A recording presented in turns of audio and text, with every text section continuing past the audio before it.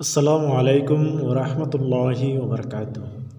সুপ্রিয় প্রবাদ সময়ের শ্রোতা বন্ধুরা, আশা করছি আল্লাহর অশেষ রহমতে আপনারা সবাই ভালো আছেন। প্রবাদ সময়ের আজকের এই নতুন ভিডিওটিতে আপনাদের সবাইকে স্বাগতম। সুপ্রিয় শ্রোতা বন্ধুরা, আজকে আমরা জানব শবে বরাত সম্পর্কে, অর্থাৎ 14ই শাবান মাসের দিবাগত রাত শবে বরাত সম্পর্কে জানব।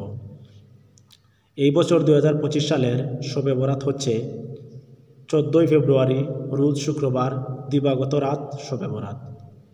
শবে বরাতে কী কী করতে হয়, আমল, দোয়া, ইবাদত ইত্যাদি বিষয় সম্পর্কে সংক্ষেপে জানব। সুপ্রিয় শ্রোতা বন্ধুরা, তাহলে চলুন আর দেরি না করে শবে বরাত সম্পর্কে জানা যাক।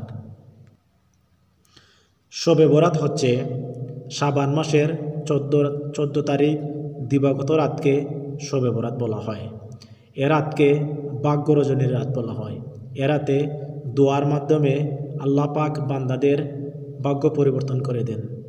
এক বছরের আমলনামা ইত্যাদি দোয়ার মাধ্যমে পরিবর্তন হয়। আল্লাহ পাক এ রাত্রে বান্দাদের বিভিন্ন দোয়া দুরুদের মাধ্যমে তার নেক আশা ভরসা পূর্ণ করেন।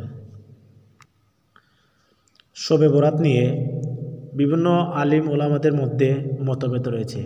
আমরা সেই মতভেদের মধ্যে যাব না, আমরা রাসূলুল্লাহ সাল্লাল্লাহু আলাইহি সাল্লামের সুন্নত মোতাবেক আমল করব। 14ই শাবান দিবাগত রাতকে আমরা শবে বরাত বলি। এই শবে বরাতকে অনেক উৎসাহ উদ্দীপনার সাথে মুসলমানরা পালন করে থাকে। কিন্তু রাসূলুল্লাহ সাল্লাল্লাহু আলাইহি সাল্লামের হাদিস দ্বারা জানা যায় যে মধ্য শাবান অর্থাৎ 14ই শাবান দিবাগত রাতটিকে শবে বরাত বলা হয় এবং এ রাতটি অত্যন্ত মাহাত্ম্যপূর্ণ। এ রাতের নফল ইবাদতে অনেক অনেক ফজিলত রয়েছে। তাই আমরা যথাসাধ্য চেষ্টা করব এ রাতে বেশি বেশি পরিমাণে নামাজ, কোরআন তেলাওয়াত, তাসবিহ, তাহলিল, দোয়া দুরুদ, অবশ্যই বেশি বেশি দুরুদ শরীফ এবং ইস্তেগফার শরীফ পাঠ করব। এ রাতের গুরুত্ব ফজিলত সম্পর্কে নিম্নে কয়েকটি হাদিস বলা হলো। তাই কোনো বিতর্কে না গিয়ে হাদিসগুলো আমরা জানব এবং ইবাদত বন্দী করার চেষ্টা করব। হযরত আয়েশা রাদিয়াল্লাহু তাআলা আনহা বলেন, এক রাতে আমি রাসূলুল্লাহ সাল্লাল্লাহু আলাইহি সাল্লামকে হারালাম। কুজ করতে গিয়ে দেখি তিনি জান্নাতুল বাকিতে।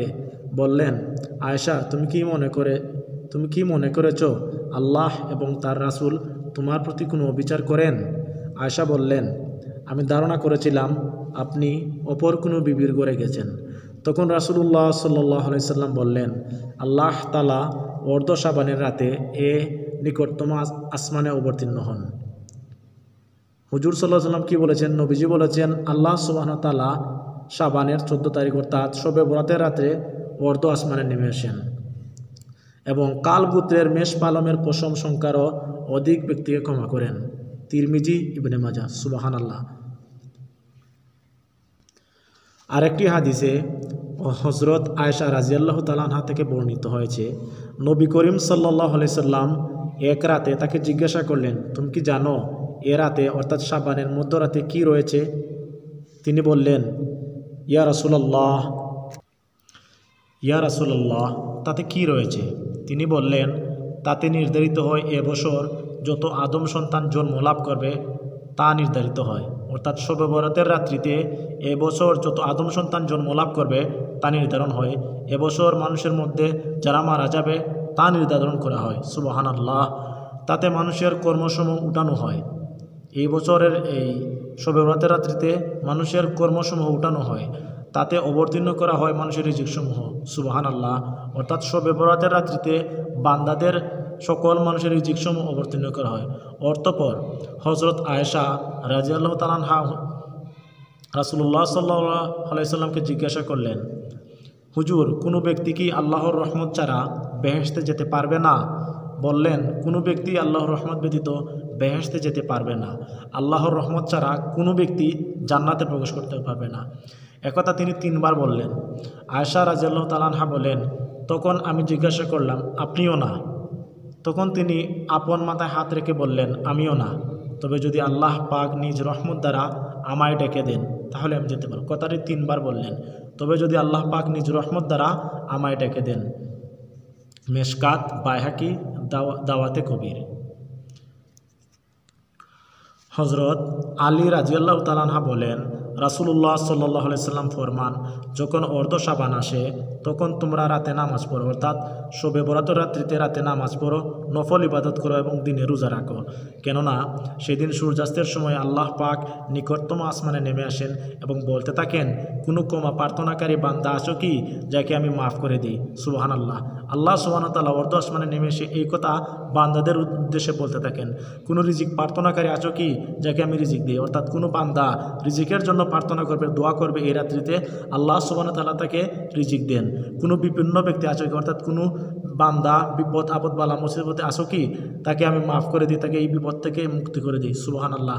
এভাবে আল্লাহ সুবহানাহু ওয়া তাআলা ব্যক্তিকে বান্দাদেরকে ডাকতে থাকেন ফজরের আগ পর্যন্ত, অর্থাৎ পূর্ব পর্যন্ত। যতক্ষণ না পর্যন্ত ফজর হয় এর পূর্ব পর্যন্ত আল্লাহ সুবহানাহু ওয়া তাআলা বান্দাদেরকে ডাকতে থাকেন। ইবনে মাজাহ। সুবহানাল্লাহ। সুপ্রিয় শ্রোতা বন্ধুরা, এবছর আপনারা যারা শবে বরাতের রোজা রাখবেন, আপনারা 3টি রোজা যারা রাখবেন তারা বৃহস্পতিবার, শুক্রবার এবং শনিবার রাখবেন। আর যারা 2টি রোজা রাখবেন তারা শুক্রবার এবং শনিবার রাখবেন। আর যারা 1টি রোজা রাখবেন তারা শুধুমাত্র শুক্রবারের শবে বরাতের রাত্রিতে রাখবেন। ভিডিওটি ভালো লাগলে লাইক, কমেন্ট এবং সাবস্ক্রাইব করে আমাদের পাশে থাকবেন পরের ভিডিওগুলো আপডেট পাওয়ার জন্য। ভিডিওটিতে কোনো ধরনের ভুল তথ্য থাকলে আপনারা ক্ষমা সুন্দর দৃষ্টিতে দেখবেন। এই পর্যন্ত আপনারা সবাই ভালো থাকুন, সুস্থ থাকুন। আসসালামু আলাইকুম ওয়া রাহমাতুল্লাহ।